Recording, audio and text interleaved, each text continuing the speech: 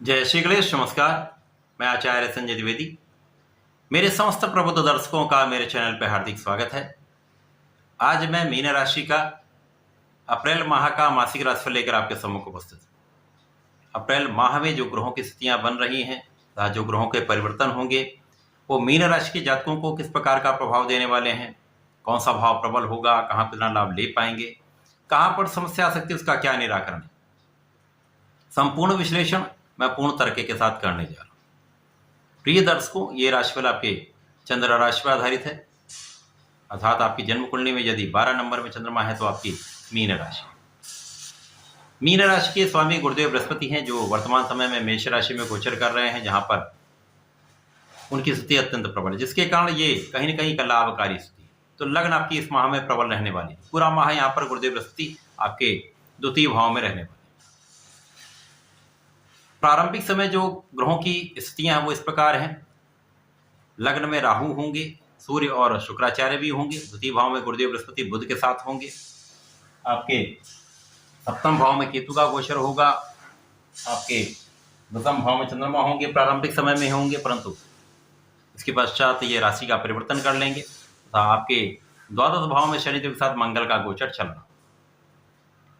बुध 2 अप्रैल को वक्री अवस्था में आएंगे तथा 9 अप्रैल को मीन राशि में प्रवेश कर जाएंगे। तो लग्न में इनका गोचर प्रारंभ होगा। पूरे माह यहाँ पर रहने वाले हैं। 25 अप्रैल को मार्गी हो जाएंगे। 13 अप्रैल को सूर्यदेव का राशि परिवर्तन आपके लग्न से द्वितीय भाव में हो जाएगा। यहाँ पर गुरुदेव बृहस्पति के साथ इनका संयोग बनेगा। 23 अप्रैल को मंगल का राशि परिवर्तन आपके 12वें भाव से आपके लग्न में हो जाएगा, जहाँ पर आपकी स्थिति यहाँ पर पहले से बेटर हो जाएगी। 25 अप्रैल को शुक्राचार्य का राशि परिवर्तन आपके लग्न से आपके द्वितीय भाव में हो जाएगा। तो इस माह में कुछ बड़े परिवर्तन हैं, बड़े राजयोग बन रहे हैं जो विशेष रूप से लाभकारी हैं। परंतु यहाँ पर 4 ग्रह राहु से दूषित भी होंगे, जिनका निश्चित रूप से आपके जीवन पर प्रभाव पड़ने वाला है। इस माह में कहीं ना कहीं ये समस्या का कारण भी बन सकता है। इस माह में प्रारंभिक समय से ही राहु और शुक्र का योग लग्न में है, जिसके कारण अब यहाँ पर जो सूर्य हैं वो मीन राशि के लिए अत्यंत कारक होकर षष्ठम भाव के स्वामी होकर साथ में होंगे।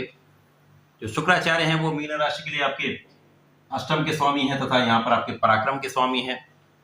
इन दोनों ग्रहों का राहु के साथ प्रारंभिक समय से होना कहीं ना कहीं एक समस्या का कारण बनता है। यदा कदा कुछ स्वास्थ्य समस्याएं हो सकती, तनाव बढ़ सकता है, अकारण ही व्यय हो सकता है, परिश्रम में कमी आ सकती है। जब आपका मन व्यथित होता है, आपका शारीरिक स्वास्थ्य उतना अच्छा नहीं होता है, तनाव होता है, तो आप उतना परिश्रम नहीं कर पाते। इसी प्रकार से कहीं ना कहीं रोगों की संभावना के साथ साथ कुछ पीठ पीछे शत्रु बन जाते हैं जो आपके लिए तनाव का कारण बनते हैं।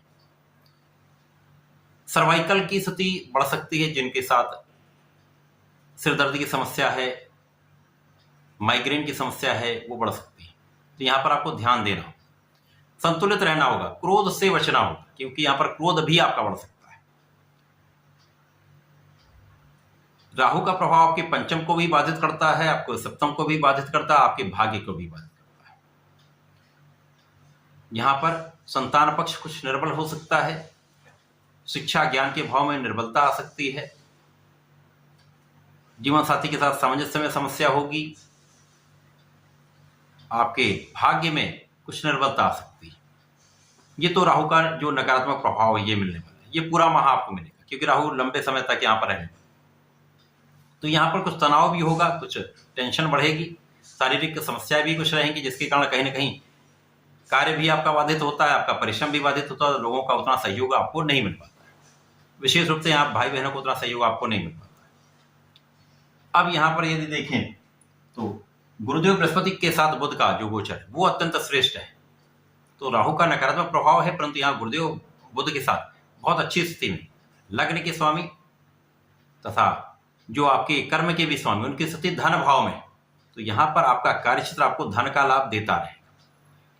कभी कभी तनाव और शारीरिक कष्ट के कारण ऐसी स्थितियां बन जाती हैं जहां पर आप उतना परिश्रम नहीं कर पाते, परंतु यदि आपका कार्यक्षेत्र श्रेष्ठ है तो आपको धन लाभ देता रहता है, आपके पास धन की कमी नहीं होती। तो यहाँ पर धन की कमी नहीं होने वाली, धन का आप संचय भी कर पाएंगे, धन का उपयोग भी कर पाएंगे, उपभोग भी कर पाएंगे। यहां लग्न के स्वामी की स्थिति अत्यंत प्रबल है, तो राहु का नकारात्मक प्रभाव तो पड़ ही रहा है, परंतु सूर्य भी अच्छी स्थिति में होते हैं क्योंकि ये आत्मबल के कारक हैं, क्षमता के कारक हैं। तो सूर्य जब राहु से ग्रहण दोष में होंगे तभी आपको ये सारी समस्याएं जो मैंने बताई थी वो हो सकती। इसी प्रकार शुक्राचार्य के साथ जो भ्रमित योग बनेगा, कष्टकारी जो योग बनेगा, वो भी तभी होगा जब राहु से पूर्ण रूप से शुक्र दूषित हो। पूरे समय में ऐसा नहीं हो। अब यहां पर गुरुदेव काल अच्छी स्थिति में होना निश्चित रूप से प्रभावित, तो जो रोगों की संभावना बन रही है, जो कष्टों की संभावना बन रही है, वहां पर गुरुदेव का प्रभाव इसको संतुलित कर रहा है, आपको बहुत बलवान बना रहा है, आपको सामर्थ्यवान, आपको बहुत क्षमतावान बना रहा है। साथ में सूर्य का प्रभाव भी है जो आपको शारीरिक रूप से, मानसिक रूप से बल दे रहे हैं, तो आपके कार्य क्षेत्र में आपको आगे बढ़ा रहे हैं, लोगों का सहयोग प्रदान कर रहे हैं, शासन प्रशासन संपूर्ण सहयोग आपको मिल रहा है। यहां पर गुरुदेव का प्रभाव आपकी संपूर्ण सुरक्षा के साथ आपकी आयु की भी रक्षा कर रहे हैं, आपके कार्य क्षेत्र को भी प्रगति करा रहे हैं। अब बुध भी 2 केंद्र के स्वामी हैं, यहाँ पर बुध आपके सुखों के स्वामी तथा सप्तम के स्वामी, तो राहु का जो नकारात्मक प्रभाव पड़ रहा है सप्तम भाव पर बाधित कर रहे हैं, परंतु यहाँ पर बुध जो एक अच्छी स्थिति में है, द्वितीय भाव में है, तो यहाँ पर जीवन साथी के साथ सामंजस्य कहीं ना कहीं बना रहे, कुछ मतभेद के बाद भी प्रेम बना रहेगा। इसी प्रकार से यहाँ पर जो समस्या आएगी, जो यदि आप व्यापारिक क्षेत्र में है, पार्टनरशिप में काम करते हैं, साझेदारी में काम करते हैं, तो वहां पर साझेदारों के बीच में भ्रम की स्थिति के कारण समस्या आ सकती है, जहां पर कानूनी रूप से आप फंस सकते हैं, लेकिन आपका पक्ष बलवान रहेगा तो आप वहां से निकल जाएंगे, आप विजयी रहेंगे। तो इस समय आपको बहुत अलर्ट रहना होगा। जब बुध यहां से राशि परिवर्तन करके लग्न में जाएंगे, राहु के प्रभाव में जाएंगे, और जिस समय जड़ दोष में जाएंगे उस समय ही ये समस्या बढ़ेगी, तब आपके जीवन साथी के साथ समस्या भी बढ़ेगी, पार्टनरशिप में भी समस्या बढ़ेगी। अब यहां शनि मंगल का जो योग बन रहा है, शनिदेव जो लाभ और द्वादश के स्वामी होकर द्वादश भाव में है, यद्यपि ये अच्छी स्थिति में है, परंतु जो लोग बाहर रहकर कार्य कर रहे हैं, बाहर रहते हैं, विदेश रहते हैं, घर से दूर रहते हैं, उनके लिए बहुत बड़ी समस्या नहीं, परंतु बिना कारण से व्यय होता, आपका लाभ भी बढ़ता है परंतु धन का भी व्यय होता है। शनिदेव का प्रभाव आपकी कानूनी समस्याओं में आपको संपूर्ण रूप से विजय दिलाने वाला है, शत्रुओं का पराभव करने वाला है, कष्टों का पराभव करने वाला है, परंतु ऋण की वृद्धि हो सकती है, यहां पर आपको सोच समझ कर ऋण लेना चाहिए।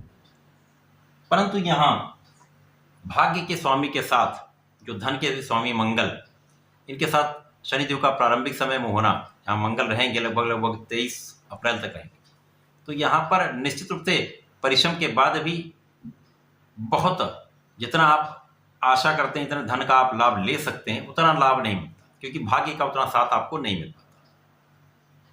अब बुध जब लग्न में पहुंच जाएंगे तो यहाँ पर सूर्य बुध का बुधादित्य योग बनेगा जो आपको प्रबलता देगा, शुक्र बुध का योग आपको धन प्रदान करेगा, आपके कार्य में सफलता देगा, अचानक लाभ कराएगा, परंतु राहु के साथ ये जड़ दोष में भी जाएंगे तो बुद्धि का बल उतना श्रेष्ठ लाभ नहीं देता, क्योंकि यहाँ पर बुद्धि ही जड़ हो जाती है, आपके डिसीजन उतने अच्छे नहीं होते, वाणी खराब हो जाती है, वाणी के कारण विवाद बढ़ जाता है, क्रोध बढ़ जाता है, अनायास आप जल्दीबाजी में निर्णय लेते हैं जो आपके लिए अच्छे नहीं होते। अब जब सूर्यदेव राशि का परिवर्तन करके द्वितीय भाव में जाएंगे तो यहाँ पर बहुत कुछ बदल जाएगा। सूर्यदेव जो यहाँ पर षष्टम के स्वामी होकर द्वितीय भाव में जाएंगे, तो जो लोग कार्यक्षेत्र तलाश रहे हैं, नौकरी का प्रयास कर रहे हैं, व्यापार स्टार्ट करना चाह रहे हैं, उनका ये कार्य सफल हो जाए, कार्यक्षेत्र में सफलता मिलेगी, विदेश से लाभ ले पाएंगे। साथ ही साथ यहाँ पर एक अच्छी स्थिति बन रही है जहाँ पर आपके शत्रुओं का संपूर्ण पराभव हो जाए, जो शारीरिक कष्ट थे, जो मानसिक तनाव था वो भी कम होगा, सिर दर्द की समस्या भी दूर होगी। यहाँ पर गुरु और सूर्य का सहयोग आपके जीवन में आपको प्रबलता देने वाला होगा। यद्यपि यहाँ पर भाग्य का संपूर्ण साथ नहीं मिल पा रहा है, परंतु सूर्य और गुरु का संपूर्ण प्रभाव आपके कार्यक्षेत्र में आपको फोकस्ड कर रहा है, संपूर्ण क्षमता के साथ आप लगे रहेंगे, आपके योग्यता के कारण, आपके गुणों के कारण, आपके धैर्य के कारण आप अपने कार्य में सफल भी होंगे तथा यहाँ पर आपका नाम भी होगा। जब मंगल का राशि परिवर्तन लग्न में हो जाएगा तो मंगल यहाँ पर धन और भाग्य के स्वामी होकर जब लग्न में जाएंगे तो राहु के साथ जब ये दूषित प्रभाव में जाएंगे, जब राहु के साथ अंगारक दोष बनेगा तब इन दोनों क्षेत्रों में आपके लाभ में कमी आएगी। परंतु जब तक ये दूषित नहीं हो रहे तब तक यहाँ पर आपका भाग्य भी साथ देगा, आप संपूर्ण रूप से केंद्रित रहेंगे, ऊर्जा के स्तर बहुत अच्छा रहने वाला है।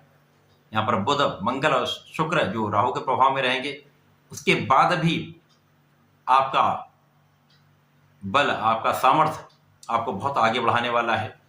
जीवन साथी के साथ समस्याएं उत्पन्न करेगा, परंतु यहाँ पर भाग्य का साथ तथा धन की वृद्धि निश्चित है। जब शुक्राचार्य यहाँ से लग्न से आपके द्वितीय भाव में पहुंचेंगे तो यहाँ से आपके जो शारीरिक समस्या उनका अंत होगा, आप स्वस्थ हो जाएंगे तथा मानसिक तनाव आपका कम हो जाएगा, एडिक्शन से आप बचे रहेंगे तथा यहाँ पर आपका धन का भाव प्रबल होगा, साथ ही साथ आपका परिश्रम भी बढ़ जाएगा। जब आपका परिश्रम बढ़ेगा तो आपके कार्यक्षेत्र में आपका जो पार्टिसिपेशन है वो भी बढ़ जाएगा, जिसके कारण आप अपना अच्छा एक लाभ ले पाए। तो इस माह में कुछ उतार चढ़ाव की स्थिति है, क्योंकि यहाँ पर 7.5 का भी प्रथम चरण चल रहा है, जिसके कारण अवरोध तो निश्चित रूप से यहाँ पर है। परिश्रम के बाद भी उतना लाभ नहीं मिल पा रहा है, परंतु कुल मिलाकर ये माह जो है आपके लिए कुछ एवरेज लाभ देने वाला है। यदि कुछ सजग रहेंगे तो यहाँ पर लाभ भी ले पाएंगे, समस्याओं से भी बचेंगे। आपको नियमित रूप से सूर्यदेव को जल देना चाहिए। प्रत्येक गुरुवार को भगवान भोलेनाथ पर जलार्चन करना चाहिए। शिव जी पार्वती माता पर लाल पुष्प का अर्पण करना चाहिए। ओम नमः शिवाय का कम से कम एक माला का जप करना चाहिए। इससे आपके शारीरिक कष्ट दूर होंगे, मानसिक तनाव दूर होगा तथा आप लाभ प्राप्त कर पाएंगे। तो ऐसा करके समय का लाभ लें। धन्यवाद, नमस्कार।